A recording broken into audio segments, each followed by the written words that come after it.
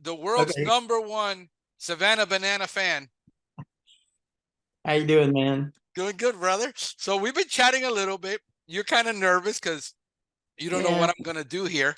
All right. And I've never, just for the audience, I've never do a podcast interview. I normally allow the guest to know their stuff, who, to talk about it. And I just try to ask enough stupid questions that I can get some intelligent answers. So, and I know you're nervous because, you haven't done a podcast, but we're All going to be talking about, I'm doing a series of podcasts on growing, and growing your business with people who did not want to grow. Generally, they weren't planning on growing. Most of the right. guys that get into the business aren't budding entrepreneurs. What I mean by that is they didn't wake up when they were 10 years old and said, I'm going to be an entrepreneur one day and I'm going to own a large business. Most of us got into business as a reluctant entrepreneur, either circumstance, happenstance. We couldn't grow anymore. We weren't managers. We weren't service managers. We weren't, branch managers, and something happened. We got fired. We Right. got fed up, something like that, and we decided to start up what, if you've read the book, the E-Myth is the entrepreneurial myth.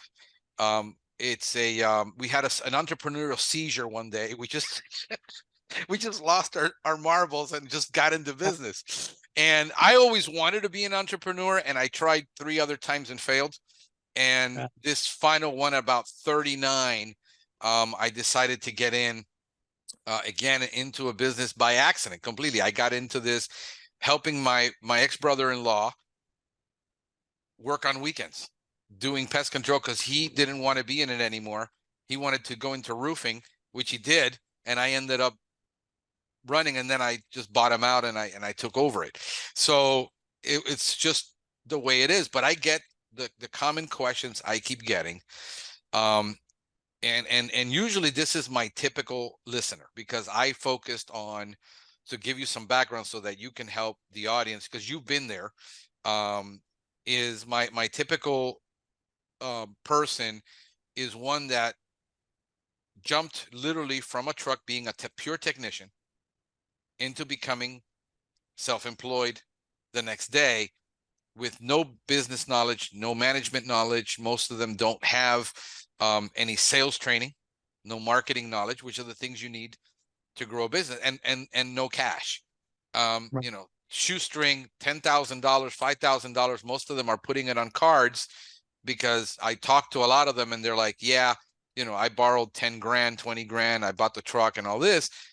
And now, a year, 2 years, even 3 years later, they're barely making enough.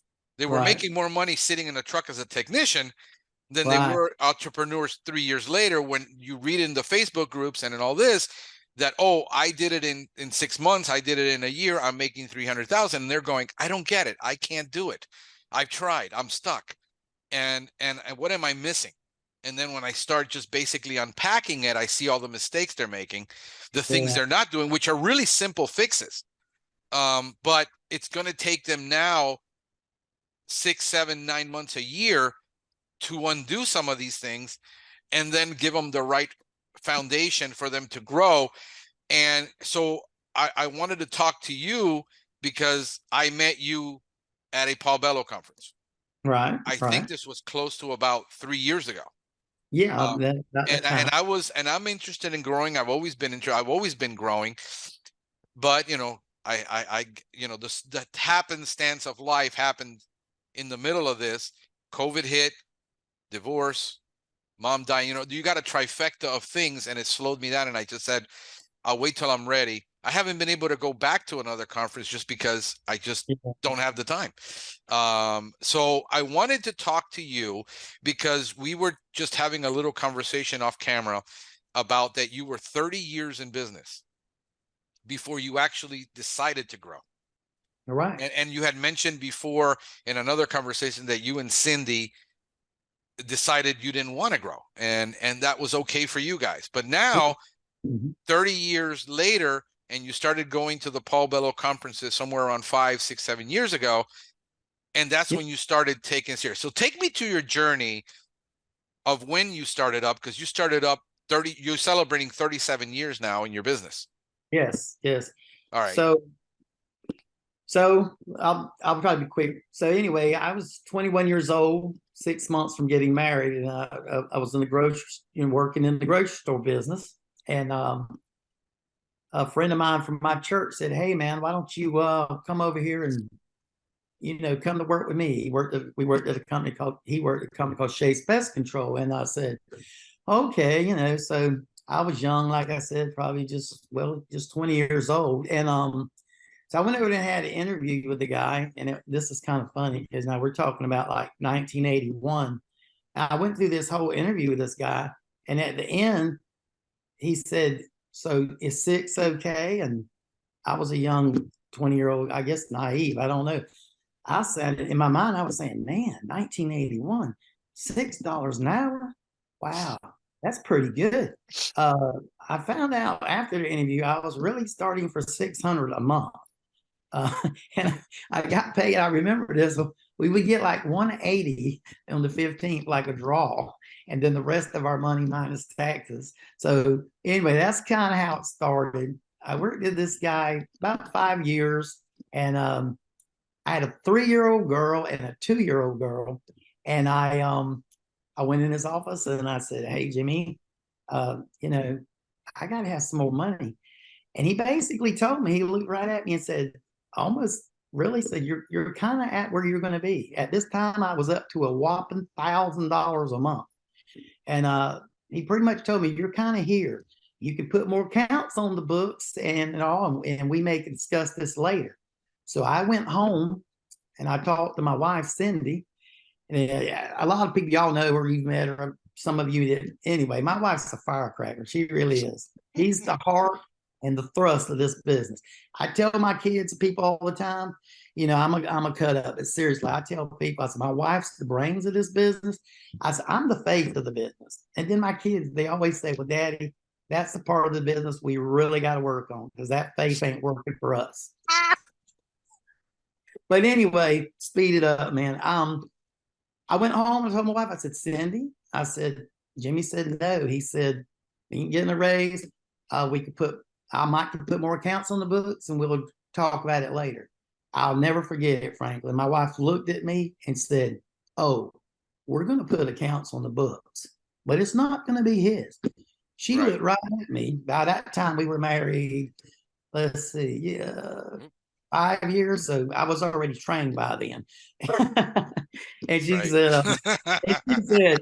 said, "You're going to take that test, and we're starting our own company." So boom, fast forward, I went up to the state. I took the test.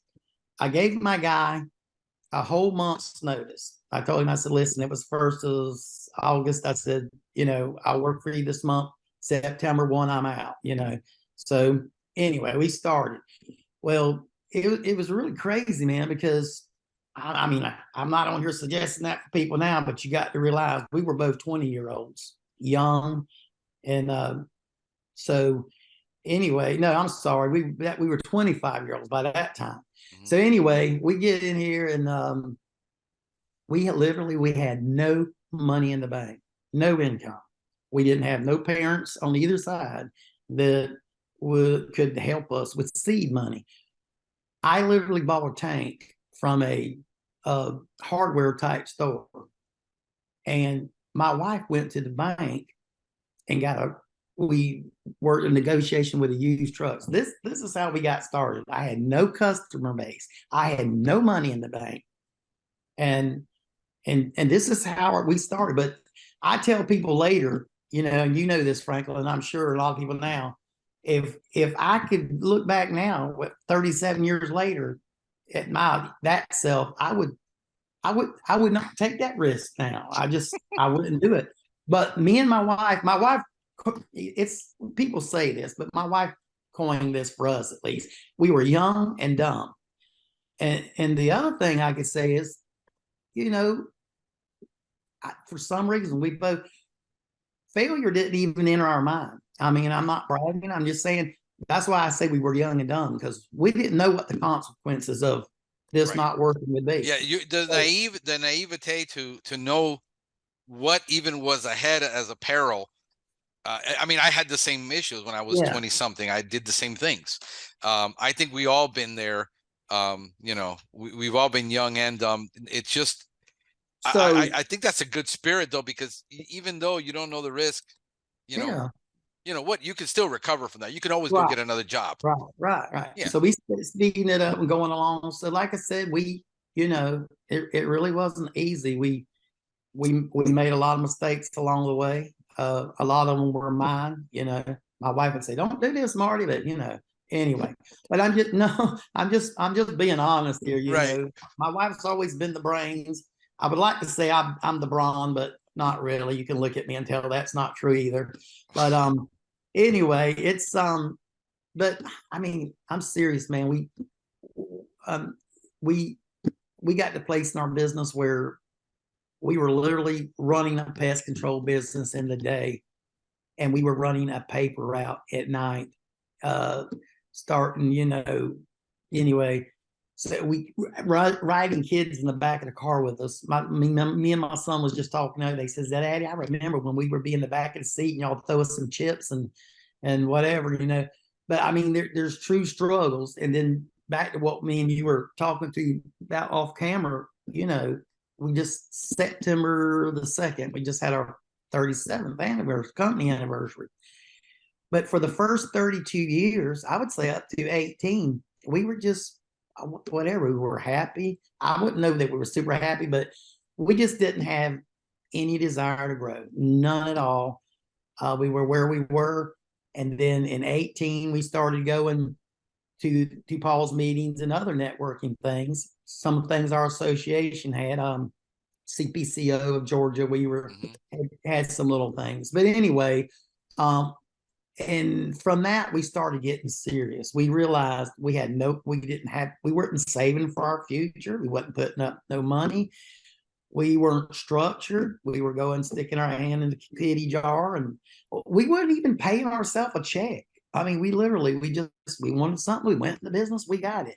So these are all things that when we started going to these things and listening to the business development, we got so much knowledge. And then we'll talk some more about that too, but the networking aspect of it, that's kind of really up to this point. What I'm saying is where we, it didn't click with us till about 5 years ago.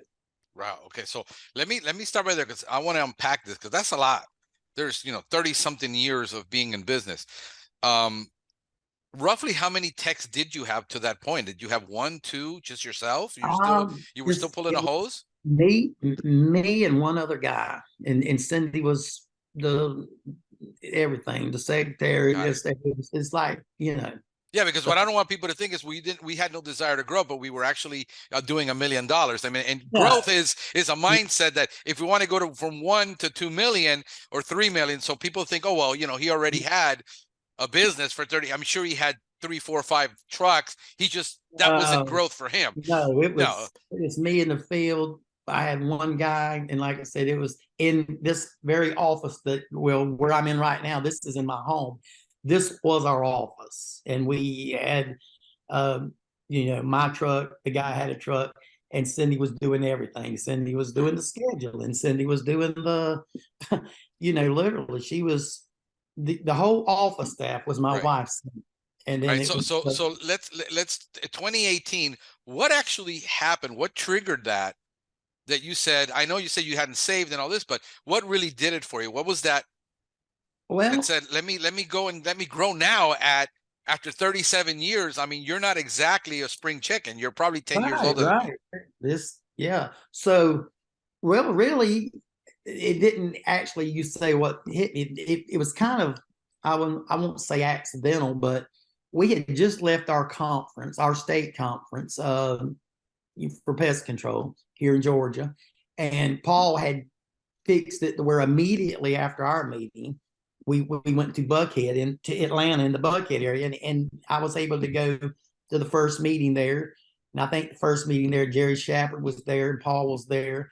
And but anyway, So we didn't go there intentionally. We just wanted to see what the workshop was about. That's so our mindset was, look, well, let's just see what this is. But after we got there and we started listening, I'm thinking people on here and all, I'm hoping this will help other people come up and even maybe people where we were that's been in business a lot of years. But we started hearing stuff like, you got to have a good CPA. I mean, I'm not trying to be funny, but I am trying to be funny. I had an accountant, but I always worry that one day I might be wearing orange. You know what I'm saying? Right. And and then but seriously, we started learning things like you've got to pay yourself. You got to pay yourself, and you got to know the value, and you got to you can't be afraid to go up on people. I always had this fear, and I think a lot of us do. Even now, people out there, you probably need to go up, but you don't want to go up, and it's easy for people to tell you things, but it's much harder for you to believe it.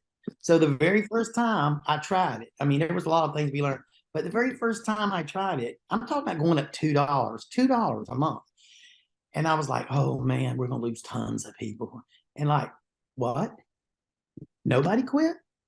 Nobody quit. And I'm like, so that was a learning lesson. Other things were like, just, well, one thing I'll say, that's really helped us, and we've only been really, remember I said we've been doing these meetings about 5 years.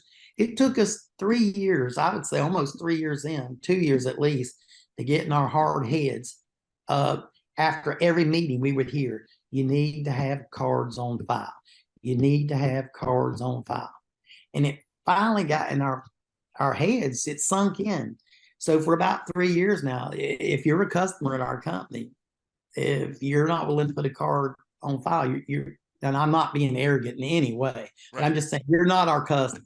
This is the way we're running our business now. Yeah. Because it's like I told Cindy, and Cindy knows, she tells me, we can't go to these things and spend our money and learn these things and not implement them. If you're just going to go there to be there with the people and talk war stories.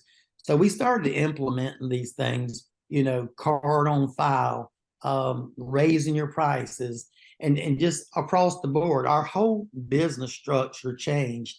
And so, anyway, like I said, that's in 2018. I won't talk numbers on here, but I can just tell you, since 18 to right now, my company has, and those five, remember, we were in business 32 years.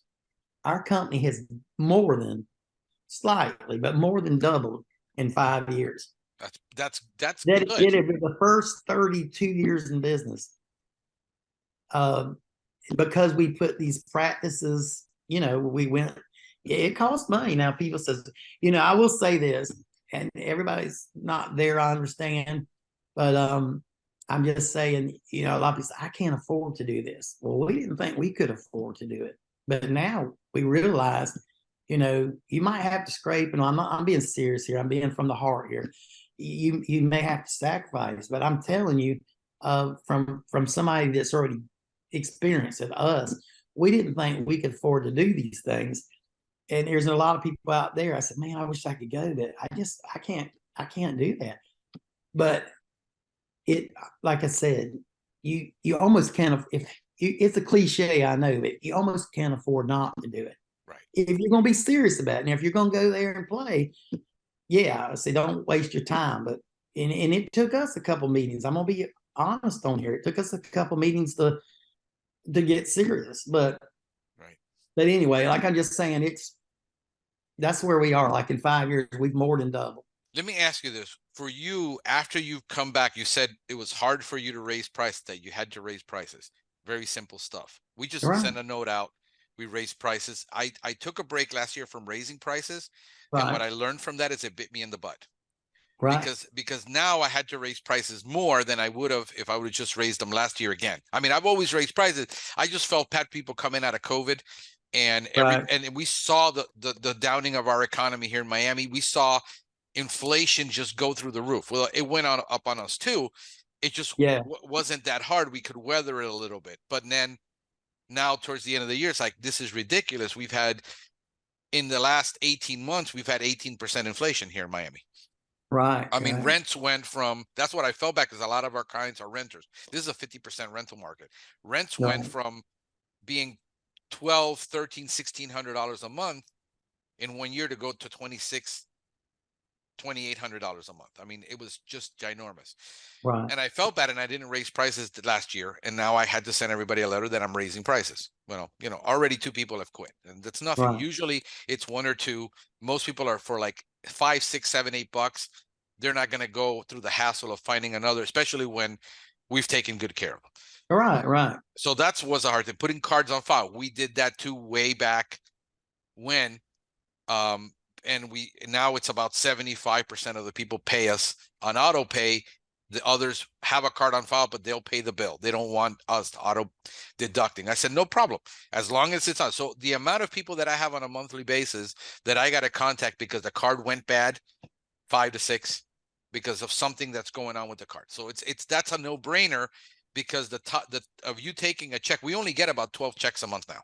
These are business kinds who decide they have to pay with a company check, large corporations, things like that. So that's what was the hard part. Now, I think one of the things that I hear is the 2 hardest things for people to do, other than that, is marketing and hiring people.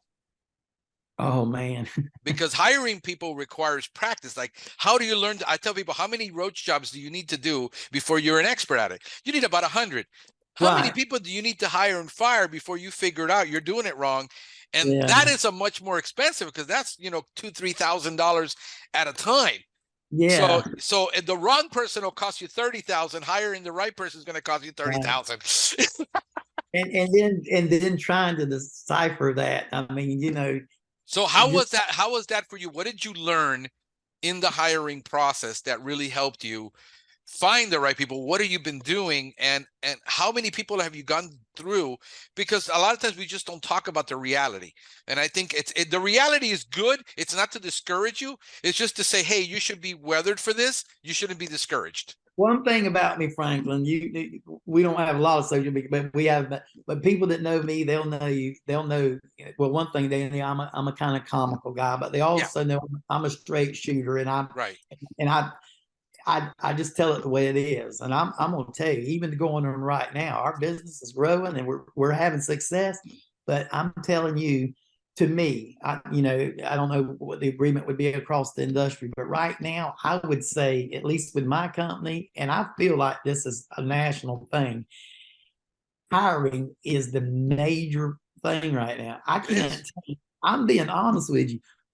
We got a 3 o'clock appointment today. My daughter does. My daughter's we're letting her and my son-in-law, they're doing a lot of the day-to-day now. And I'm honest with you. If I were a betting man, and I'm not, I don't know that I'd put $5 down on that guy showing up today at 3 o'clock. I'm serious. I think 3 of the 4 last people that we've had that set up and told us they were coming did not even come to the interview. Right. And then we had a guy last week come. I don't get too deep on it, man, but I just gotta tell you this. We had a guy last week and talked to him.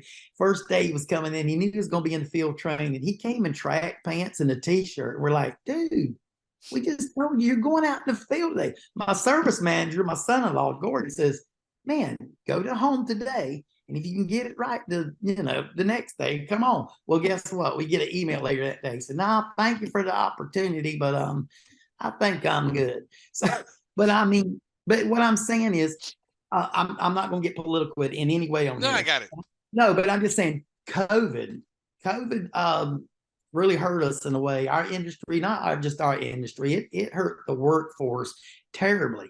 Because, like I said, I don't know. This is just Marty 101 here. I don't know, but people got used to being at home, and I'm telling you, our number, if I could identify with our company right now, our number 1 problem right now is you can't get people. And when you get them and you put some time in them and you invest in them, I'm telling you, like sometimes in 60 days, they're gone.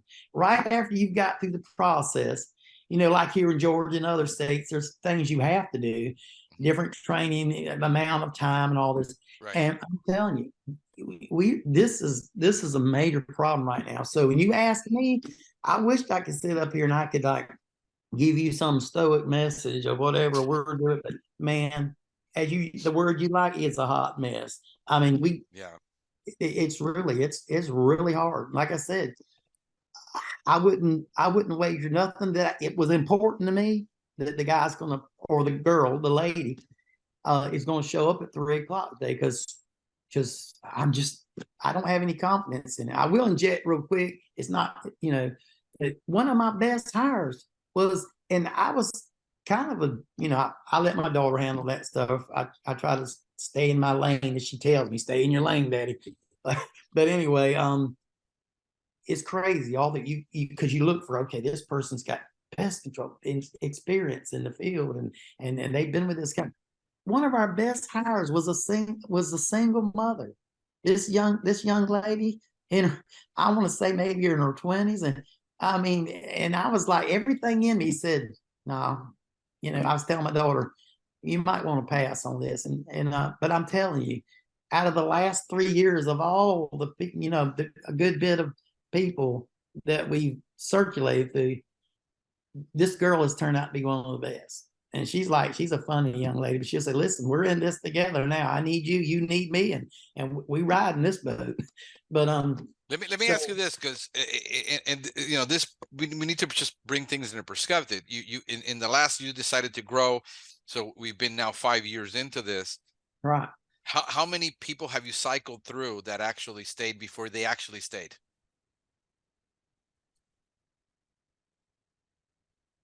Man. That you actually hired, that you said, okay, we're going to hire you. Mm-hmm. And then out of, your whatever, you have 3 techs now. And how many did you actually said it isn't going to work out, or they quit, and that's it, that you actually cycled through? Your churn How rate. many we cycled through? Yeah, the churn rate. I'm going to say in the last 3 years, we've probably had, because we only got enough for 4 to 5 people to run. We probably circled through 15 people. I'm anywhere from 2 weeks to 2 days. Yeah. And and we've got this girl here, and we've got this young man from my church that's absolutely fantastic. And then my son-in-law, he's kind of trapped. He's married to my daughter, so he just has to suffer what he gets. Right. But no, in all seriousness though, I really feel like that may be right now. I don't know if it's the top thing, but I'd have to say it's one of the top things. Yeah. And I think everybody that's on here that's listening, a lot of people feels my pain because they know this is what's happening. People don't want to work, and like I said, I don't want to get to something on here, but they come in the door thinking that they're supposed to get 3 weeks paid vacation. They'd like to work 4 days a week, and so I mean, it's just the quality out there of the work right now. And I'm not trying to send down gloom and all, but it's really, it's hard to find good people that wants to come in that's willing to work. I mean, we treat our people good. If you come with us and you stay with us, after we get off of this, after we get off this today, I told you earlier, me and you off camera, we were discussing that we hit a goal the 20th this month. That was our December 31st goal. The last day of this year, this is where we wanted to be. Well, we hit it October 20th.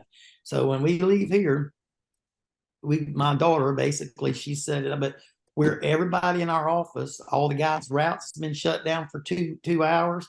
We're taking everybody out to eat, and we're going to celebrate together the accomplishment because they made this happen. Everybody together working, the office, the technicians, they made this happen. And then it's not going to be tremendous, but we're going to have a really nice meal, and we're going to reward them financially a little bit for that, because I would like to say I came up with this, but it's probably more my wife and my daughter. But I just think, I guess what the thing is, we're still a small family company. We're not huge in any way. But I really I'm trying to get the buy-in or get to the place where we won't, I credit my daughter with this. My daughter that we brought in, she wants, and we want the same thing, but I'm on a credit with her with kind of fostering it. she's got everybody in the office, the staff and everybody thinking, we're not doing this by ourselves. You people are making this happen. Right. So you're gonna grow with us. You're part of this, and we'll reward you as we go. So we've literally, the people in our office, they get excited because, I've worked at places before, and I'm sure you whatever.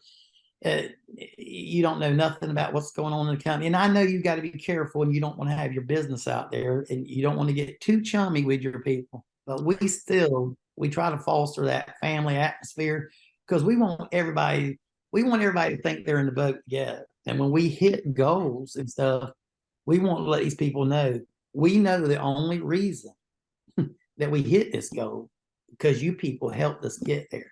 So, I mean, I know I got off the track there for a little bit. But No, that's fine. That's fine. That's good. I think it's very important that the people that work with feel like that they're part of the family, that they're part of the company, that they're just not clocking in and at the end of the, that they're just the number.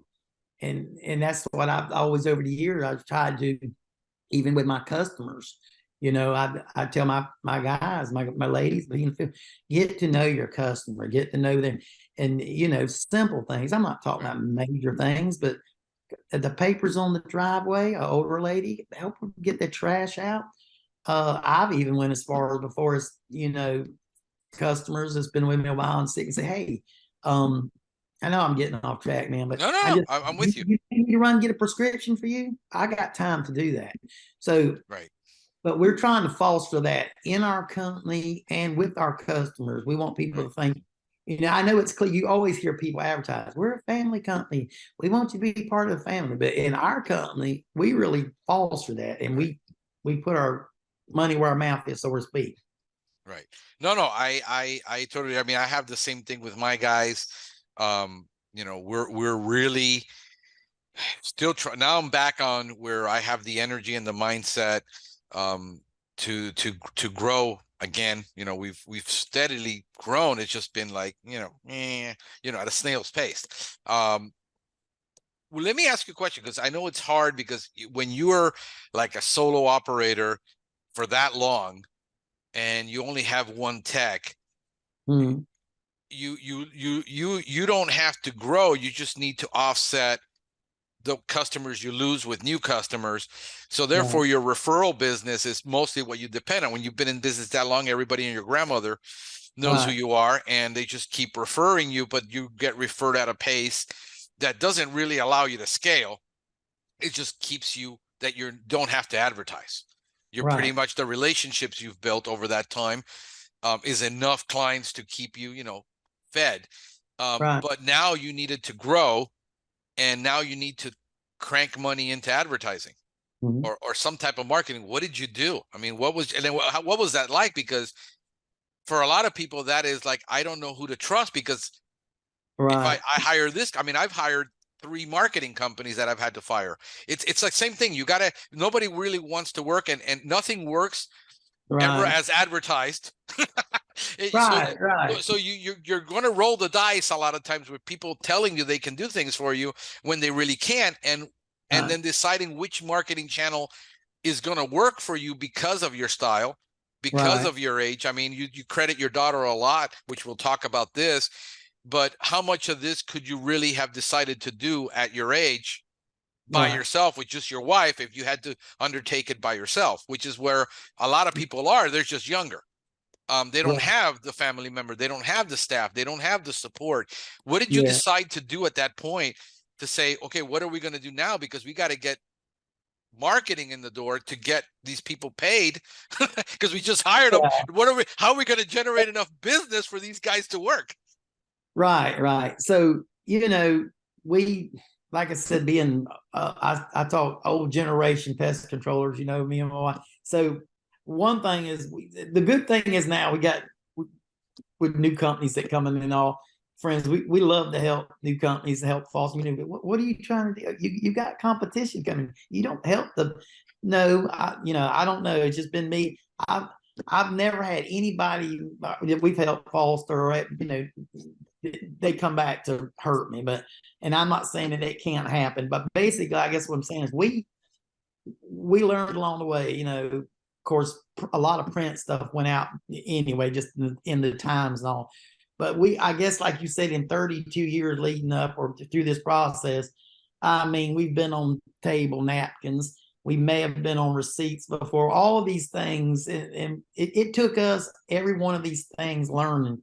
That really, honestly, right now, I have to say you're talking to the face, and you're looking at me right now, so that's a part of the business that needs to be worked on. But so that's more my wife and sending them. But I would say, if from my standpoint, what I know, Google local. I would say we still get our word of mouth because we still got those customers out there. But and there's a lot of other things we could be doing. We're not doing door to door now and some things like that. But our business really is growing now. Our phones are ringing because of on the online presence of our company, our web. I don't want to throw names on here. I'm not advertising. I really ain't. But you asked me 2 or 3 years ago. I guess it's been that time period. We went to lobster marketing and just I think it's a combined. I don't think one thing we're doing. Right. It's a combined collision of things, a collaborative of everything. But that's mainly what we're doing. Word of mouth, and we're not spending a ton of money, Mark. We're spending some money, but I mean, it's helping our phone ring. I think the main thing is, and I know, like I said, I'm old school. Like I told you, well, I didn't tell you, but this coming March, I'll be in the industry 43 years. So I still got that mentality in my mind that if you treat the customer like you would like to be treated, Yes, and if you do, if you do what you told them you're going to do, and when you fail, when you do not do what you told them to do, or you feel like then you correct it. But I mean that's just me. What I'm saying, we've got customers. I'm not saying a ton, but we've got people that's been with us 25, 30, 35 years. I mean, I'm starting to serve not just their children. I'm starting to serve their children's children. Yeah. So we're seeing that now after 17 years that their kids got married, and now they're starting to call us for that. And like I said, that second generation. I'm not getting to the grandchildren yet, but yeah, we're starting to see that the customers are starting to refer us to their family members in the second generation. What do you think? And because there's a lot of things we could, 40 years in business, we could go for 40 something hours on this. What do you feel that the guy who is struggling, who, obviously he jumped off that truck, he went into being self-employed, he's the main breadwinner, he's got to hustle, he's got to do it, what are the things he should be doing to get to that next level where he can afford to hire? What are the mistakes that you made that you see them making by having the conversation, and that you can give them some advice on that? What would he be doing, making sure he's doing to get off that truck and be able to hire a person and be able to grow faster than he would if he didn't do these things? Well, I mean, really, it's kind of hard, but with me, and I know it sounds simple, but when you're out servicing people, these things I do, little simple things.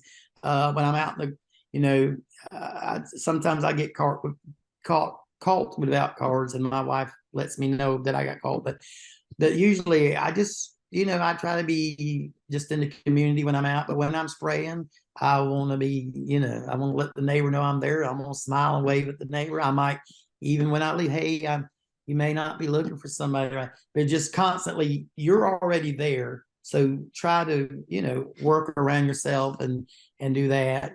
Build that. I've been known to get my truck on a Saturday, have it all cleaned up and all, and just not be doing nothing but driving slowly through the neighborhood. Everybody's cutting their grass. I'm smiling. I'm waving. That truck is kind of like a moving billboard. Yeah. Got your name on. So I'm probably not giving you anything that just is ground. No, but that's good, because I've been talking a lot about that lately. about clover leafing and talking to the neighbors, and you're already there, keeping it close so that you're not driving all over God's creation, Yeah, wasting an hour and a half of your time for far away just because that customer called. I think yeah. that So if you like can take, and it took us, I mean, we're still trying to be honest. You say, well, you're 37 years in. I know, but we're still learning. We're still learning. But to get to, to realize, take your office and maybe, I don't know, each range can be what everybody wants it to be. If it's 15, if it's 20, I wouldn't get, this is me, I wouldn't get too much further than 30 miles out. But I would say keep it, and then just draw a circle around that, and then say, because, and then another thing is, like, me and my wife, we were just talking about this last week. The company I told you I went to work with, that I was with 5 years, we would park the truck sometimes, and this is not an exaggeration. We would park the truck sometimes on the street, and we did not have to get back in that truck until after we've sprayed 5 houses. So it's really, you want to, as much as you can.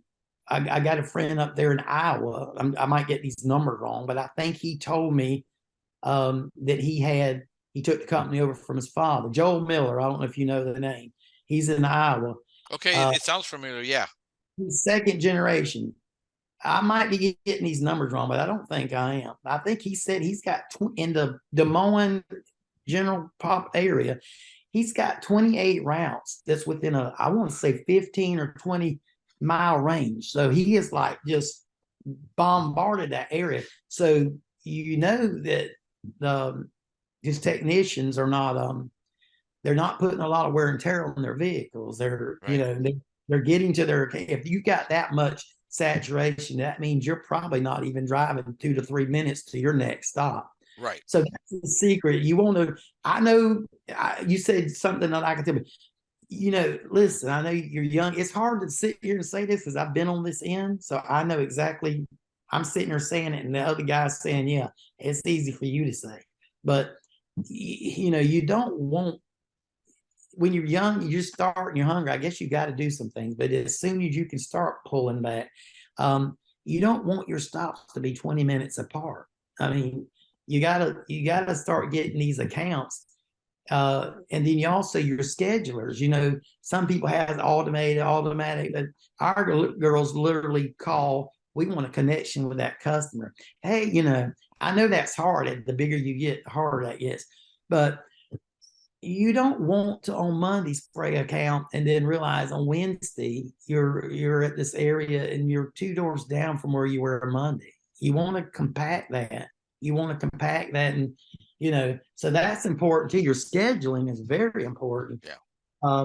Getting that, you want to cut down the windshield time, because it's not just windshield time, it's gas. I mean, look at what gas prices are now. It's fuel, Right. it's wear and tear on your vehicle, your tires. So you want to keep that route tight, and that's something that's took us a long time to learn, because I mean, we were literally like just spraying an account, and I mean, in Savannah, I don't know if you know our area, but I think you know a little bit about it. We were I've been to spraying, Savannah before. I love that area. Savannah, or just say where I'm out here in Pooler, Georgia. You leave an account and drive to Tybee Beach to spray the next one. Yeah. You spent a good, a little bit of portion of your money that you're gonna make on your next account, because what it took you to get there. So yeah, I see guys driving. I ask him, how many hours a day are you in the field? He says, oh, about 10 hours. And says, how many stops are you doing? He says, oh, about 8. I'm like, it's like, that's nuts. You're driving all over God's creation for, my guy is getting done on average 14 to 15 in about less than 8 hours. Yeah, the guy I worked when I went to business now, they've been in business since 1948. Wow. So I went to work when 81. So he was second generation from his father. But on the average, and I'm just throwing out numbers, on the average, when we got back in the office with our truck, at the end of the day, we may have been put 20 to 25 miles on that truck the whole day, but we would be sprayed 16 or 17 accounts. Yeah. And that's it. It's a route density is more important than the pricing, because if you can't raise your prices because your economy is, every competitor has a certain price, it's fixed.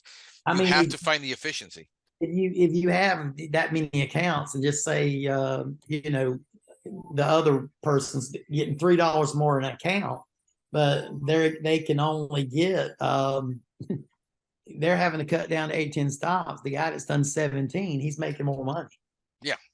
So yeah, I mean, so those are things that we're going to be discussing, and I got a couple of people who actually are really good at the accounting part of the pest control business that we're going to be bringing in, showing the numbers of how you actually get to productivity and profitability.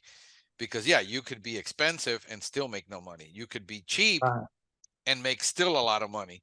right. And this is where people miss it, that they're thinking, oh, the lower price is less quality or whatever. He actually figured out how he makes more profit.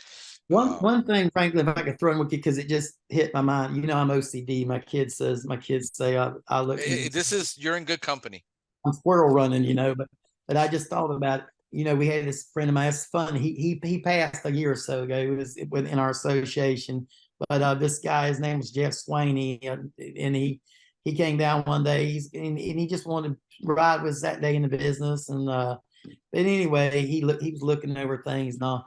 But anyway, I gave him a nickname because right before a dinner, I think 3 weeks before he passed, we were at a dinner, but he'd always tease with me. He called me over and he asked me, he said, it was the first time I was meeting his wife. And he says, come over here and tell my wife what you call me. And I looked there, I said, he's a dream crusher. I said, I called him down here one day to look over my business. And he said, this is just, well, I can't say what he said, but he just said, this is just a mess, man. And then I remember I'm taking a guy to lunch. We broke in the middle of the day, and Cindy's in the car. We're going to lunch. I'm kind of proud. I'm up in the front seat, and I told him, I said, man, we're putting on 30 accounts a month.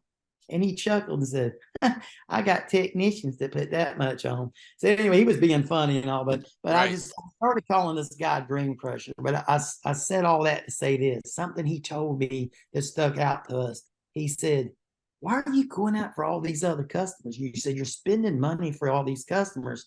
He said, you do multiple services. And he said, how many people are you doing? And I couldn't remember at that time the exact number. I could call one off, but it would probably be wrong, 1,000, 1,100. I don't know. He said, and what all services are you offering? And I told him, well, we do this, we do. He said, and does every one of those people have all those services? I said, no.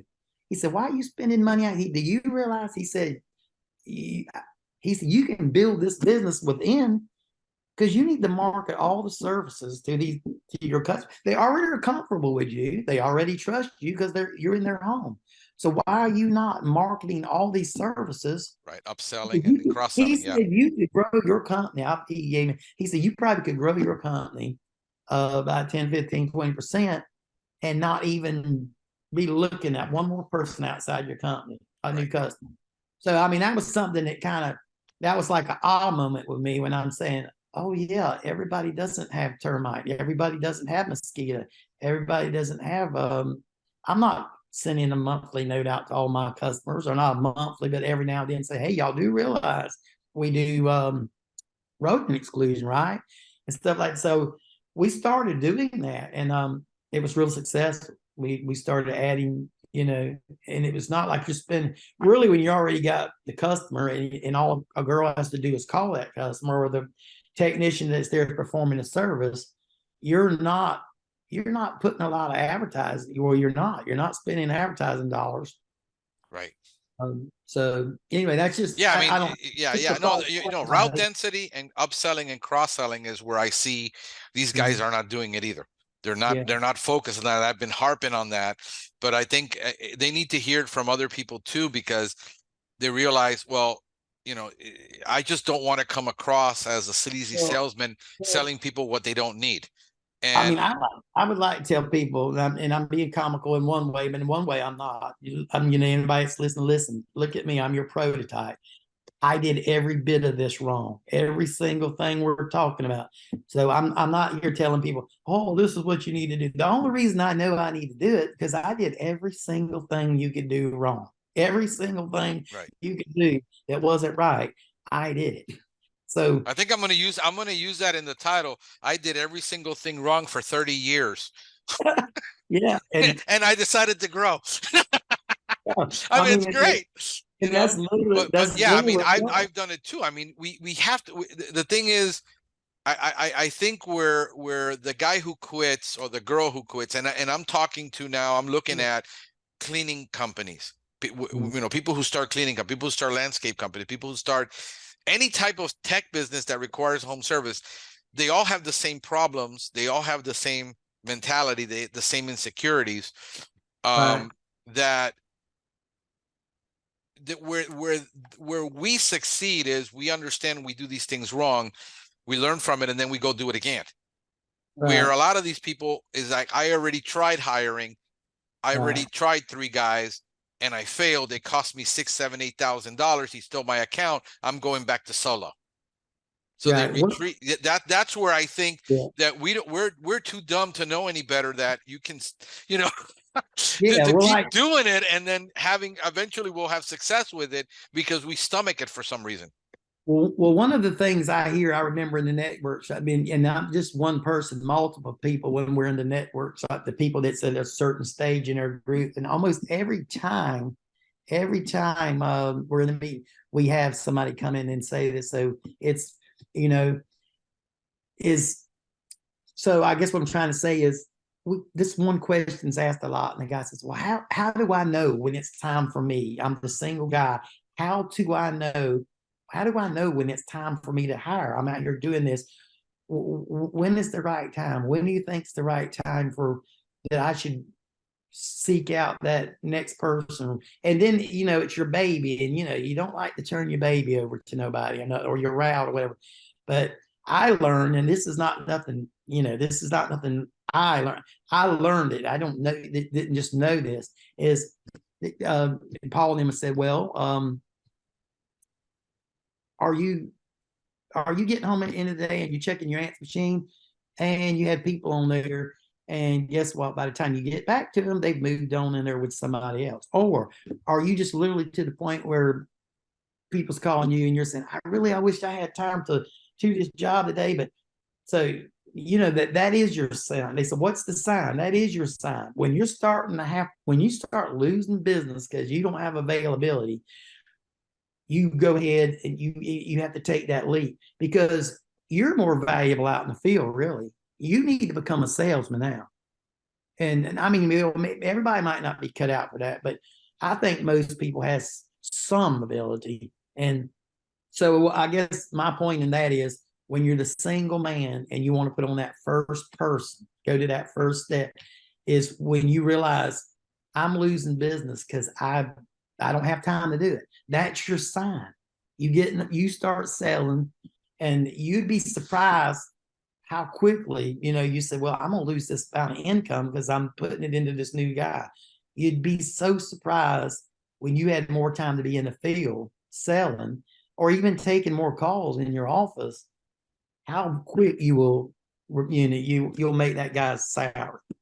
Yeah, So no, yeah, that's like important. I think, where do you think the number should be from your experience? Because a lot of guys the reason they're trying to hire is mhm. they're there where they don't have any time. They're answering the calls after they get back. They're spending 10 hours in the field, but the reality is because they're doing so many things wrong, they're only making 180,000. At 180,000, you don't nearly have enough to Right. hire somebody. Not anymore. Mhm. That was true before COVID, when you could still pay $12, $13 an hour to start. I can't Right. hire anybody for less than 20 to start training. That's about where we are right now. Yeah. I mean, you're talking about almost a 30 to 40% increase in salary, Right. where I think the number is somewhere around 200 to 250 in revenue. Right. But because they're doing all the other things wrong, they're spending out 60 hours a week in the field. They don't Mhm. have time to answer those calls. They don't have even time to post the ads. They don't have time to interview the people. I think they Right. need to fix all that, and they need to fix their sales process, which you touched on. Where do you see that number from your number? I mean, my thing is, I need at least 125 to 150,000 per every employee I want to hire right now, more close to the 150, because our market is so high, so expensive to live here. Um, where do they, so they can fix all these other things. Where's that number for you right now, roughly, that you know of, and it could be different for your area. But yeah, starting out at 20, I would have to take a huge chunk in profit margin. I could no longer be that 60%, gross profit after truck expenses. I would be Yeah. somewhere more in the 40-45%. Well, I mean, I would have to say now. Remember, I'm not in office every day, day to day, every day, but I kind of have a feeling of it. I still keep my hand on the pulse and stuff and all. I feel like, let me see, and just trying to in my head real quick for us. We like a guy to be able to do us 25 to 30 a month, at least. That's kind of a starting thing, Mm-hmm. Then if he can do more, I don't want to overstretch people because I don't want Right. service to fail. I Yeah. feel like one thing is people say, "Oh, I did 20 stops a day." Okay, but how many of them did you do right? I'd Right. rather you do Right. 14 stops right than 20 and have 5 people that you didn't do right. But I would say, I don't know, maybe in our area, 150, maybe 150, but in that window between there.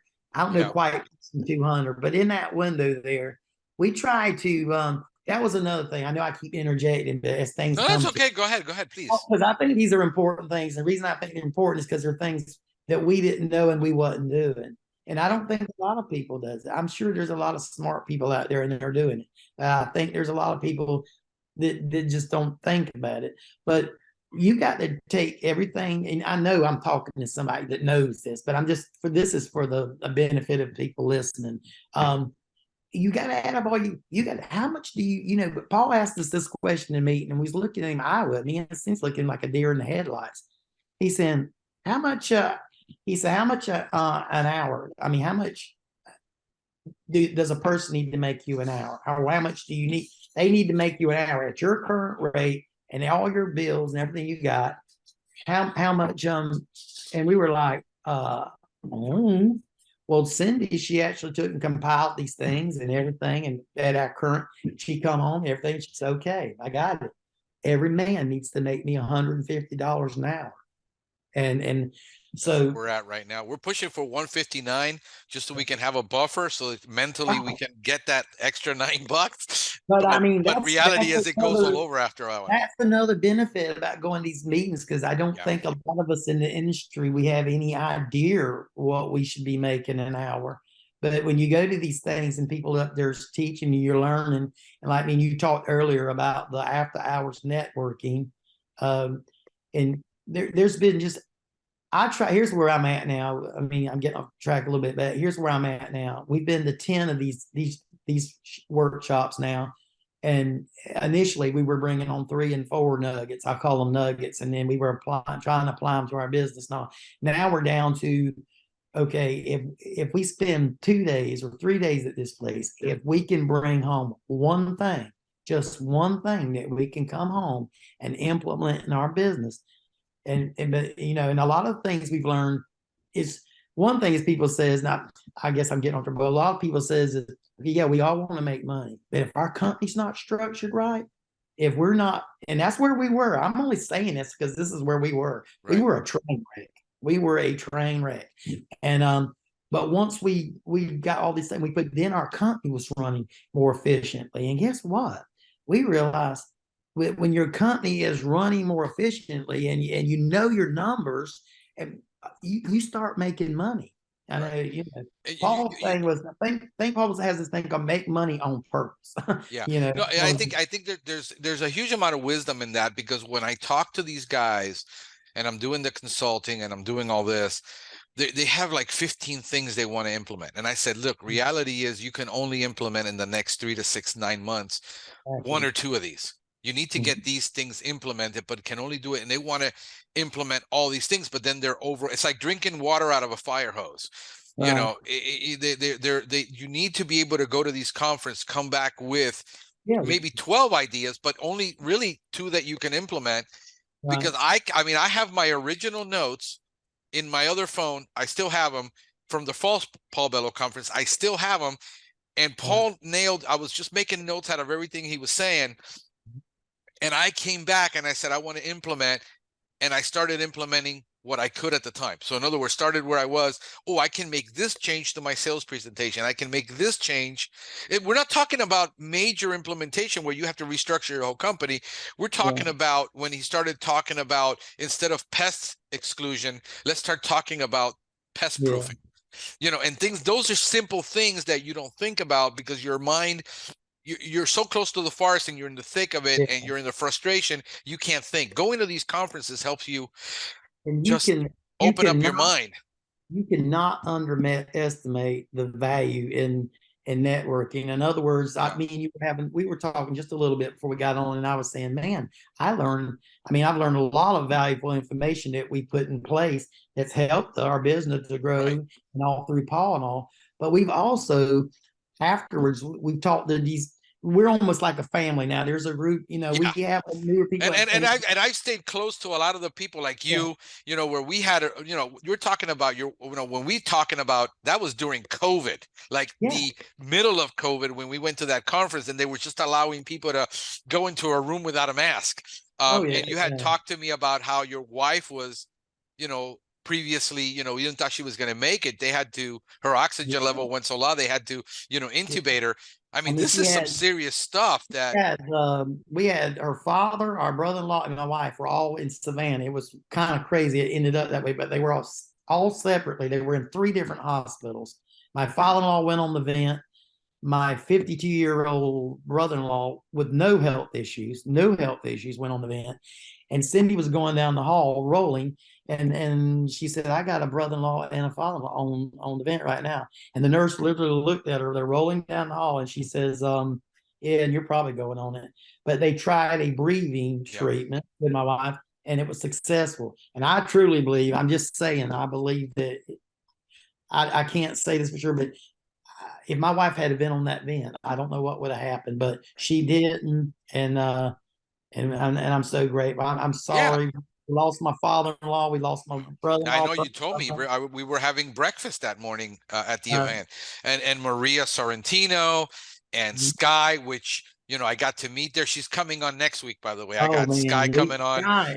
We just love Sky. We have gotten some very valuable information, and my daughter, which I love it because she's kind of running the office now and doing a lot of the data, and Sky is really like, anytime Jessica calls her, I know, but Sky, we love Sky and them, but that's the saying, all our different groups are in different stages. You might have the guy that just started, you might have this people here, you might have Maria and them where they're at, and then you got the Skies, but it's just like, I love it because, Marlon, Marlon Voss out there in New Mexico? I only know Marlon Voss from the groups. I've actually personally, I got to sit with some people that day, and I got to meet with them after night. And I've gotten so much valuable Pete Chopin. I mean, some of these people, they're so well. We went out after a couple and sat down, and it's almost mind-boggling. You sit with Pete Chopin and his wife, and he's out there telling you, you're just like a sponge, man. You're sucking. That's another guy that if I sat down with, like drinking out of a fire hose too. I mean, it's like, slow down, Pete. That's a whole lot of info right there from somebody who's grown it. Too, like I said, it's just like that one thing. Like you said, you don't go just meet these people. You become friends. And now you got a network of operators just like spread out all over the country. And you honestly can know that any one of those people that you can pick up the phone and you can say, you're one of them. And you can say, hey, this is something I'm dealing with. Have you dealt with it? Or maybe you got more insight than I do because I'm here and I don't know what to do. You literally have that network of all these people. And like I said, I'm not just signing it because I'm on here with you, but you're like one of them people where you could say, let me run this by Franklin. Let me see what he has to say.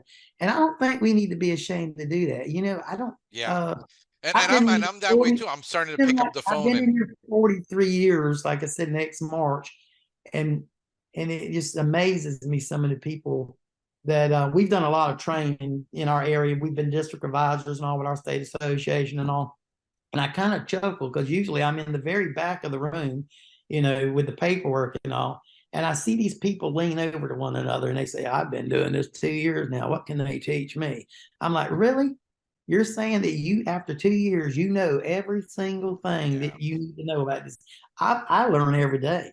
Yeah. And I'm the same way. I mean, I'm taking courses now for a lot of different areas. I'm in a bunch of, masterminds for mostly marketing, masterminds, SEO masterminds, things like that. Um, those are expensive. I mean, the trips are expensive. These are, $300-400 a month masterminds. These are not cheap. But the wealth of knowledge that you do pick up from that stuff, from being at the conferences, the dinners, having, and I think a lot of people just need to learn to be where everybody is in social media mode, where everybody's fronted. But I mean, if you just say I'm struggling with this and you're honest about it, yeah, there's well, plenty of people who are willing to help you I think too, when overcome you that. like us, you can't be like me. You can't be ashamed to say, yeah, I've been in business 30 years. I've been in business for 30 years, and in the first 30 years, I sucked. I mean, not on my service. I always provided the service. Right. It was It's the the business structure of part, the my growth, and business. yeah. The structure of my business was a mess, and but anyway, so you got to be willing. You can't say you always be willing to if you need help. This is just in life too, Franklin. Yeah. Saying not just in this. When you need help, man, reach out to people. There's people out there that wants to help you. So And I think that I'm creating a circle of influence of people, because what the biggest question I have is, bro, a lot of people, and you're a straight shooter and all that. yeah, But the problem is, who do I really trust to give me advice? And I have usually a handful of people that I know, Paul Bello, Pete Chopin now is doing consulting. I mean, about as straight shooters you can get. yeah, Because there's a lot of marketers out there selling a bunch of courses on junk, and people have been burned, and everybody's like, and then the consultants is like, a lot of the people jumping into the consulting business oh are basically using you as a guinea pig to get to their next step. I mean, I've been doing the consulting thing for the whole time I've been here, yeah, um, right, and with helping guys. I'm basically going to start doing SEO consulting, because a lot of people, they're telling me I have to hire a marketing company, but I've been burned by 3. How do I know what to even ask for? So yeah, I think if we coach people through the process more than have all the answers, yeah. and And you help them say, talk to so and so, talk to this guy, you know, I mean, people that I trust that are going to give you the straight answer to so you don't keep yeah. getting burned, and that's where everybody's a marketer today, and people are Well, getting but burned. you can't, like I said, you can't be embarrassed. You can't feel afraid to ask, and you can't be like me. You can't be shy. It's not like I would. It's not like I would do anything like dance in a cheerleading in front of a few thousand people a night. I'm a shy person. I've seen you in action. You're not shy at all. Um, so that's pretty cool, man. So what's up with the Savannah bananas? Well, we just released our 24. I think it was the 5th of October. We released our tour schedule for next year, and we kind of take steps. The first year we were a one city tour. We had Mobile all down our shirt. Then we added 7 cities. Then this past year we did 21 states, 33 cities. We ended up in Cooperstown playing on that field, and actually they inducted the bananas in the Hall of Fame. We have our own exhibit now, but this year he's even taken a step above. We're going to be including the Miami. We're going to be in 6 major league stadiums this year. Oh, wow. We're going to be in Houston, Fenway Park, Philadelphia, Washington, the Cleveland Guardians, and we're finishing up our last game of the year, October the 12th. It's going to be in Miami. Oh, wait, hold on. October the 12th. All right, because I want to go to one of these games. October the 12th in Miami. All right. Yeah. Write that down, because I want to be able to go to one of these games. At the Marlins Stadium? Yeah, at the Marlins Stadium, we're going All to win. right. So maybe they can actually win because the Marlins can't. Oh, I'm sorry. Did I say Yeah, yeah. that? Oh no, I got you. So that was kind of, but Digby, I'm gonna get off on that a lot. But I will say this: it's kind of a daunting thing as we put ourselves out there, and always we were thinking, okay, this is a big step. This is a big step. Now we're talking about 30, 35, 40,000 seats. Our biggest crowd so far has been. Now we did have done multiple nights where we've done 10 to 12,000 people, Mhm. 3 consecutive nights, and we are going to do this course one night. But we're like, okay, are we going to be? That's very daunting. From 48 hours after we announced, because we did an online, we did a thing, a streaming thing. We have a draft. We don't have like, it's weird, but we have a draft. We don't draft players. We draft cities. We say like in the first round with the second pick, we pick whatever city. But anyway, we do everything goofy. But anyway, I was just wanting to say really quick, and we'll move on. Within 48 hours of us announcing Fenway, we had 57,000 people acquiring about Wow. tickets. So Wow. it's crazy. It's crazy. Yeah, And no, they told us, I have to get the book that you told me. oh man, I you have got to to get get that it. book because it's a great business book Yeah. on doing something like this. That and I think what's the name of the book? So I think So, people should so get it. okay, well, the first one was the Yellow Tux, but I think in this last one he's done is more like a biography. I really think everybody, because it's not it talks about baseball, but it's called Fans First, and this book is really invaluable because it talks about basically how you a fans first environment and you apply this to your business. This is kind of like I said, where my daughter got out of, creating that team thing within your business Right. where everybody thinks they're part of it, they're part of this journey. And that's how they make us feel. I'm serious, from the usher, from the person that's just leading the people in the aisles to the president of the organization. They make everybody feel valuable. But besides that, it's like the fans first thing. You know, it's our mantra is nobody's to leave that stadium disappointed. And I'll say that I don't want to get too deep in this because that's not what we're talking about. But I do want to say this because I think it might even have some impact with in business and with our stuff. Is Jesse says, and because you could apply that to your customer when you go to, okay, this is my first impression of going in this house or whatever. Jesse says, he always tells us in our meetings, we always have a meeting before the game, and he always says, there will be whoever, where we're at, there will be 8, 10, 15,000 people in the stadium tonight. But there's one person tonight, and there's a lot more, but he says there's somebody that's coming to this game tonight. It's their first time.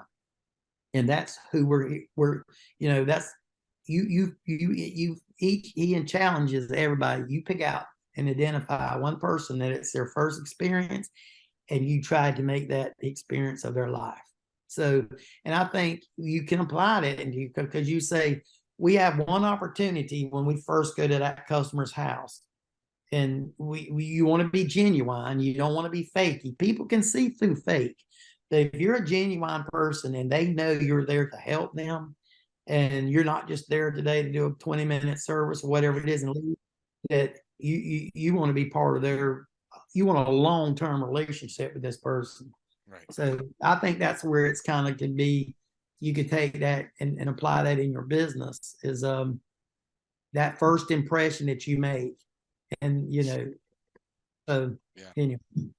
So let me ask you this. What do you think I didn't ask that you wanted to talk about before we call it quits? I'm gonna go to breakfast. I haven't even had breakfast I yet. really can't think, and I feel like You covered I everything. feel like I talked your ear off. Nah, I would I've done I 4-hour podcasts. Oh, okay then. So You're not even getting I'm just warmed a up little now. okay. I'm just a little baby here. Okay.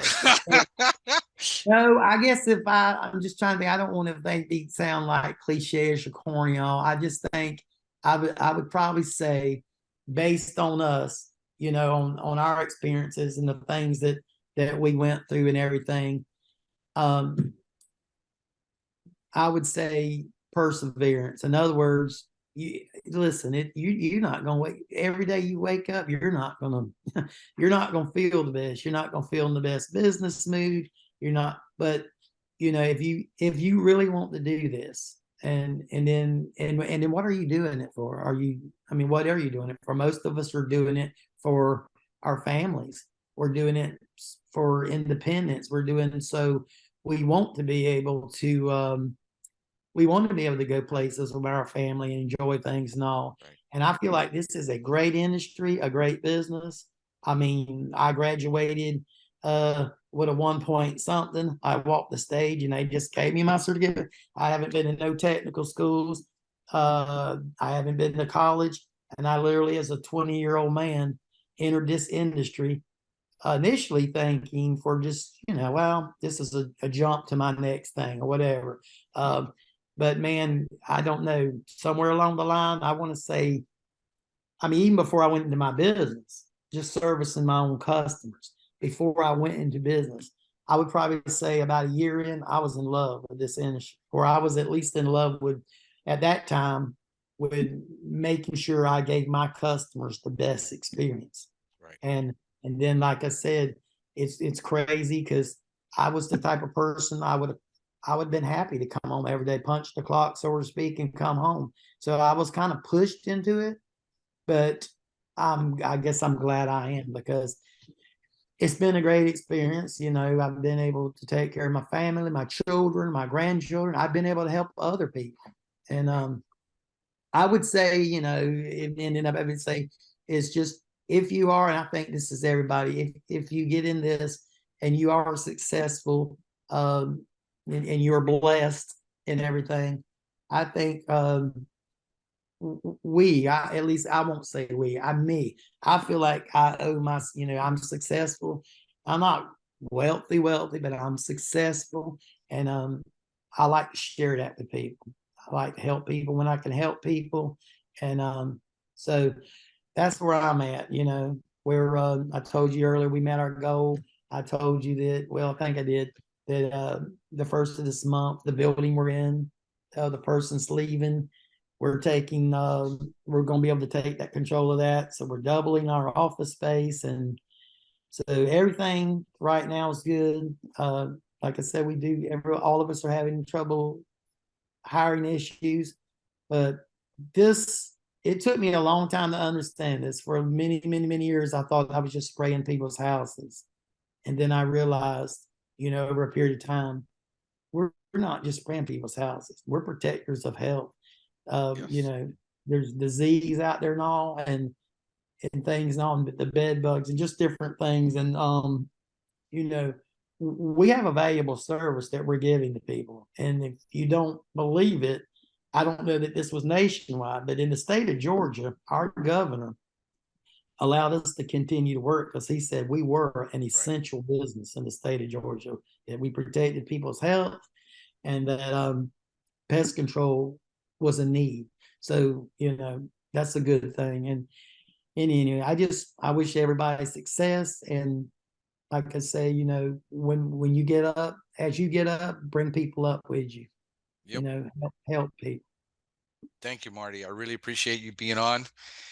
Look forward to seeing you again. I'm planning to go back. I was planning to go to the September one with Paul, but it's just everything has been just hectic. If I lost an employee at that time, I had to jump. I'm in a truck now 3 days a week because I just don't have the personnel.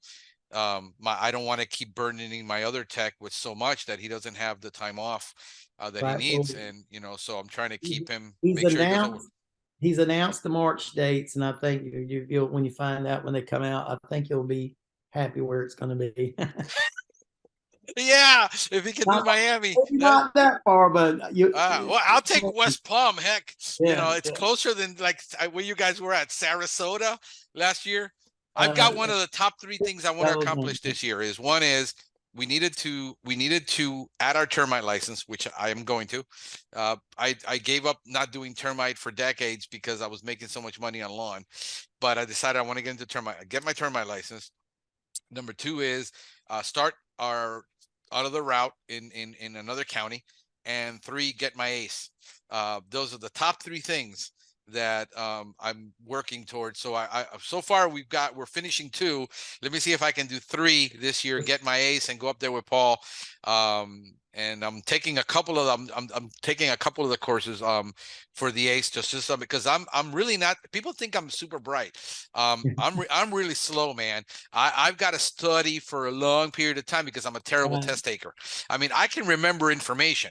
When it comes to test taking, I forget it all.